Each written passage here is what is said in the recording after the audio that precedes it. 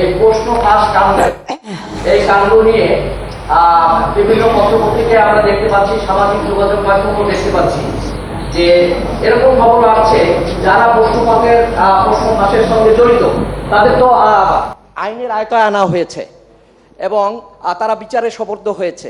বেশ ভালো কথা, এটা একটা উত্তম কথা, আমাদের জন্য একটা ভালো মেসেজ।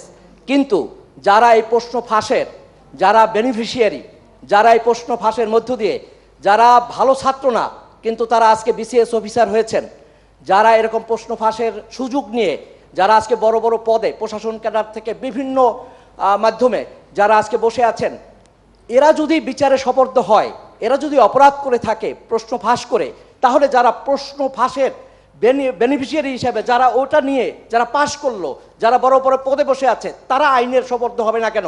তাদের ব্যাপারে আপনি কোনো সিদ্ধান্ত নেবেন কিনা এটা জানতে চাচ্ছি। এখন জন্ম সনদ দিয়ে খোলো বিকাশ স্টুডেন্ট অ্যাকাউন্ট, নিজের বিকাশ নিজে কর। আমি একটা কথা বলি, 24 বিসিএস পরীক্ষা হয়েছিল 2002 বা 2003 এই সময়। ওই বিএনপি আমলে সেই সময় যে পরীক্ষা হতো আর যত চাকরি হতো, এটা কিন্তু কারো পরীক্ষা না, ওই হাওয়া ভবন থেকে তালিকা পাঠানো হতো আর সেই তালিকাই হতো। এবং সেই সময় ঢাকা কলেজে পরীক্ষা হয়, একটা বিশেষ কামরা তাদের জন্য আলাদা রাখা হয়, যেখানে বসে তারা পরীক্ষা দিয়ে পাশ করে চাকরিতে ঢোকে। তখন কোনো উচ্চবাচ্য নাই। এই যে প্রশ্নপত্র ফাঁস বা কোনো কিছু, এই যে অনিয়মগুলি তো তখন থেকে শুরু। আমরা সরকারে আসার পর 2009 থেকে কিন্তু সম্পূর্ণ এই জিনিসটা বন্ধ করে দিয়েছিলাম এবং যারা এর সঙ্গে জড়িত ছিল তাদেরকে ওখান থেকে সরিয়ে দেওয়া হয়েছিল।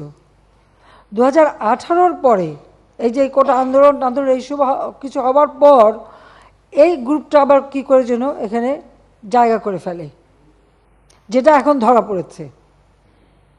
আমরা কিন্তু একটা জিনিস, অনেক সময় এগুলি ধরতে গেলে অনেকে বলবে এটা প্রচার হলে ভালো হবে না, ইমেজ নষ্ট হবে, অমুক হবে। আমি তাতে বিশ্বাস করি না। বলে কিসের ইমেজ নষ্ট হবে?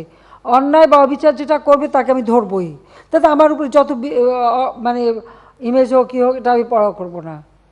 তাদের ধরতেই হবে, তাদের বিরুদ্ধে ব্যবস্থা নিতেই হবে, কারণ এগুলি যদি সয়ে নেওয়া যায় তাহলে এটা চলতেই থাকবে। এটা যাতে আগামী চলতে না পারে তার জন্য ব্যবস্থাটা নেওয়া হয়েছে। এটা অনেকে মনে করতে পারে যে আমাদের সময় না, এটা শুরু করছে সেই জিয়াউর রহমানের আমল থেকেই। আর খালেদা জিয়া এসে তো আরও একদম বেশি। আর তখন তো তালিকা আসতো, সব কিছু তালিকা, এবং যা তালিকা ওটা মানতেই হবে, না মানলে কেউ জানে বেঁচে থাকতে পারবে না। এই তো ছিল বাংলাদেশের অবস্থা, সেটা ভুলে গেলে চলবে? 2001 থেকে 2008 পর্যন্ত বাংলাদেশের অবস্থাটা কী ছিল? কেউ কোনো কথা বলতে পেরেছে? কেউ কোনো করতে পেরেছে? কী অবস্থা ছিল? এই যে অনিয়মগুলি করে রেখে গেছিল, সেইগুলিকে আবার সুস্থতায় ফিরে নিয়ে এসেছিলাম। এই 18 পরের থেকে মানে 19 এইসব আবার কিছুটা এরা হাত পেয়ে যায়, কিন্তু সেইগুলি বহুদিন থেকে পিছনে লেগে থেকে এখন ধরতে পেরেছি। যখন ধরা পড়েছে এটা তদন্ত হবে, বিচার হবে। আর যেটা বলেন যে হ্যাঁ, যারা বেনিফিশিয়ারি যদি তাদের খুঁজে বের করা যায় তবে তাদের বিরুদ্ধে ব্যবস্থা নেব না কেন? তাদের তো চাকরি করার কোনো মানে অধিকারই থাকবে না। কিন্তু সেটা খুঁজে দেবে কে? প্রশ্ন হচ্ছে এটা খুঁজে বের করে দেবে কে?